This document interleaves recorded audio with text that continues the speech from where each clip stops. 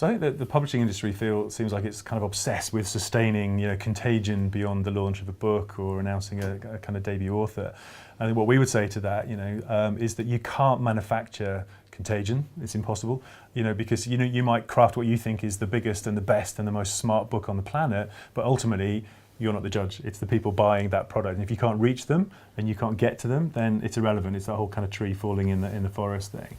And I think we talk within our book about don't ask what's in it for us, ask what's in it for them. And I think that's something where potentially publishers kind of fall down on because they don't necessarily think about how the person receiving the content can interact with it. I think we fall in that trap in advertising a lot. We see a lot of advertising every day because we write about advertising every day, and so we don't necessarily understand how the common person on the street interacts with advertising, and you kind of have to step outside that bubble. I call it the mom test. What would my mom think of this ad compared to what we would think of this ad? I think it's the same thing with books. What do publishers think of a book might be very different from what someone walking down the street and seeing an ad for a book on the subway might think. And you really have to think about your books and your authors as individual brands, and the same principles that we write about in the Contagious Commandments, I think, apply to those brands. Understand what the organizing principle for those books or for those authors are.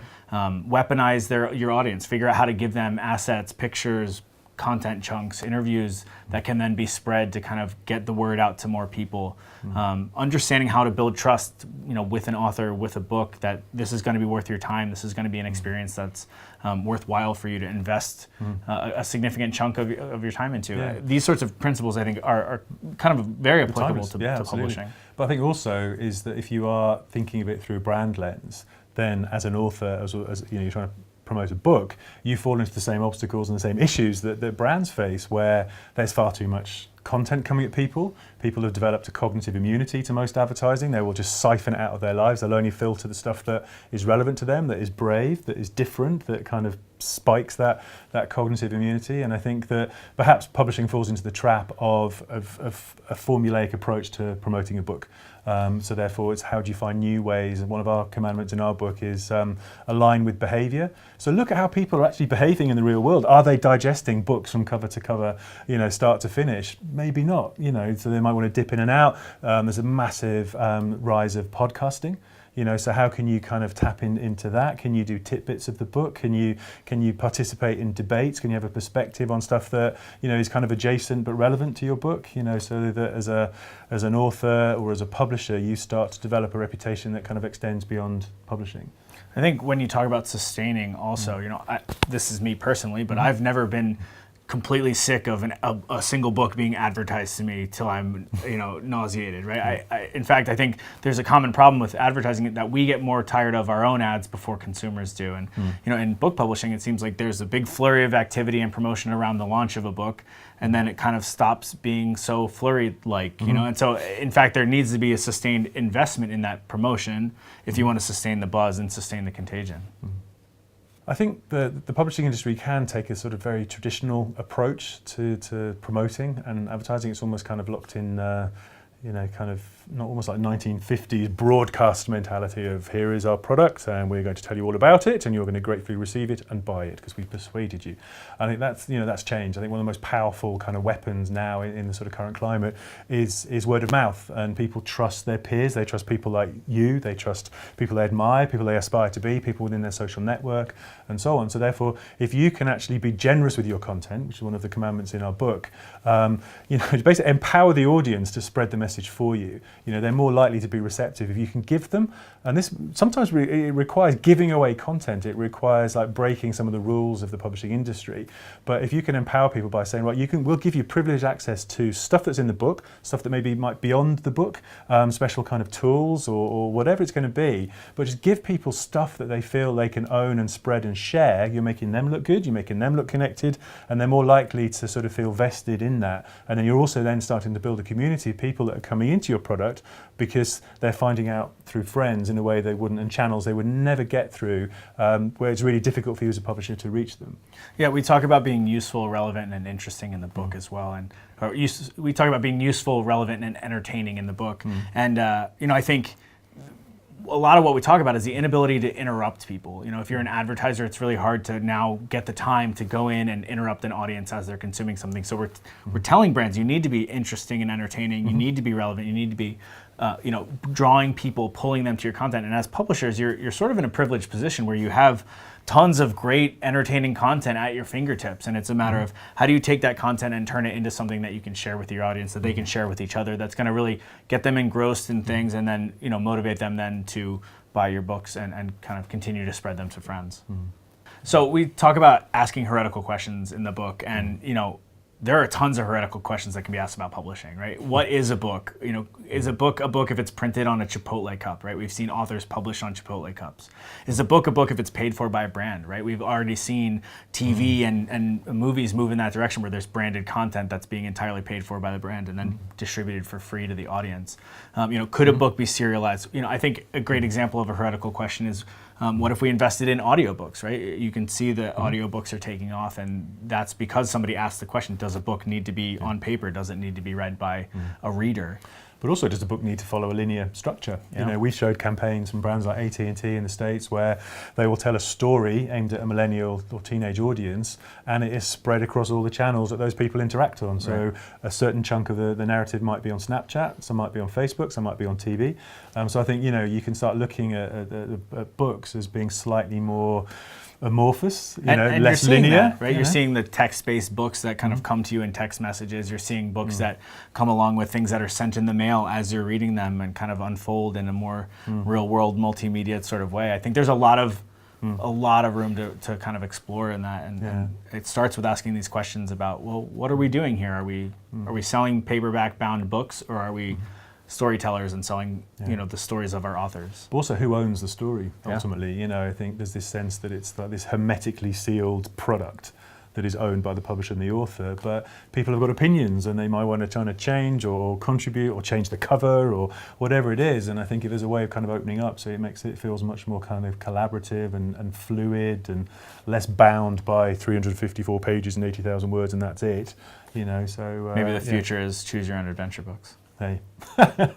I think we talk about change within the advertising industry. It's like sort of saying, okay, what's happened over the last kind of couple of years? It's just exactly the same as what happened the 2 years before that, and the 2 years before that, and the 2 years before that. It just feels like, from our point of view, Contagious has been going around since 2004, and it's just been this constant state of flux and disruption and new technology and innovation and change. And on one level, it's incredibly exciting. On the other level, it's incredibly daunting and complicated.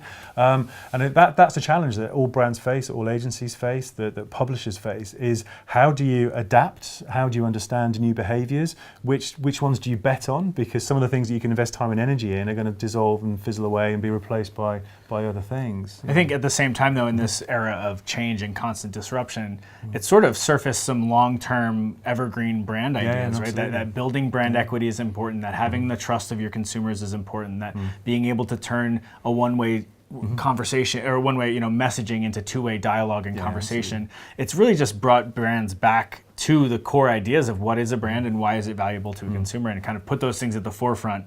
No matter what technology platform you're on, you can kind of be platform agnostic and say, here's what we are as a brand, and kind of build those things and be hopefully elevated above some of that change. Yeah. But I think the biggest kind of challenge and the hardest thing to do is to battle through that cognitive immunity that consumers have built up, because life is getting incredibly faster and more complicated. There's so much more choice, and you just want to kind of protect yourself. You want safe havens of content that you choose to participate in, that you want to choose to listen to, and trying to kind of get into that, unless you're delivering something that's incredibly brave, creative, resonant, useful, relevant, entertaining, people are just going to ignore it. And I think it's much, much harder nowadays to reach people. I think one of the biggest red herrings in marketing across industries, not just publishers, anybody who's marketing a product, is this addiction to short-term results, right? We are advertising so much in digital realms where we're able to kind of connect the dots between something we say and something we sell. And that's a really challenging environment to be in, because you're addicted to these metrics. You get sort of wrapped up in the ROI of something, and you can't look a little bit more long-term and think about, well, it's not necessarily going to sell a book tomorrow, but it's going to sell 5 books down the line. And how can we kind of encourage that long-term thinking and behavior in our marketing? So when it comes to contagious campaigns, I think, having written our Contagious Commandments book and looked at thousands and thousands of ideas from the past kind of 15 years, I think one of my favourites that really kind of resonates with me comes from Australia, and it's for Snickers, kind of really simple utilitarian product. And this is a campaign called Hunger Rhythm. And I think it just sort of speaks volumes as to where we're going as an industry, where creativity is going, where there's that intersection of kind of human creativity and machine learning and that whole kind of AI and so on. So the basic premise behind Hunger Rhythm is, as a product, it's one of those things where you're competing against all kinds of others. People just sometimes make impulse decisions. They might go on price, they might go on a novelty factor. So therefore, it's really tough to sell your product on a consistent basis in that sector. So what the Mars, the owners of Snickers, hit on was the idea that why don't we base the price of our product on the mood of the nation, and that's exemplified or expressed through the mood on Twitter and social media. So the agency basically teamed up with IBM, Watson, to basically look at thousands and thousands and thousands of tweets and posts and news articles to get a sense of sentiment. So something like the weather was bad, or when Brexit happened, or whatever. So that the more angry or the more depressed the mood of the nation was, the cheaper the product got. So that becomes this newsworthy piece of information, but they were just brilliantly creative in terms of how they leveraged that, was that they gamified it. So they teamed up with 7-Eleven. So again, that's something we talk in the book about, what we call 1 + 1 = 3. There's all sorts of opportunities that you get as a brand or a publisher. If you can align with someone else that's not one of your competitors in a completely adjacent sector, you can actually create some really amazing content or ideas or platforms that you both benefit from. So the idea for Hunger Rhythm was, once they'd established the price based on the mood, you had an hour, you could basically download a code onto your phone, and you had like an hour to get this product at that price before it would go. So you suddenly get this sense of urgency to make it happen. But and directions to your nearest 7-Eleven as well. Yeah, with exactly. the code, so the utility. And we just felt that was a really lovely example of where the industry is going, because you've got, it would not happen without machine learning and artificial intelligence basically scraping thousands and thousands or millions of data points, but you're adding a layer of human empathy and creativity and irony on top to make it happen. But also from a cultural point of view, you're tapping into what's happening now, you're tapping into the news, you're tapping into current affairs,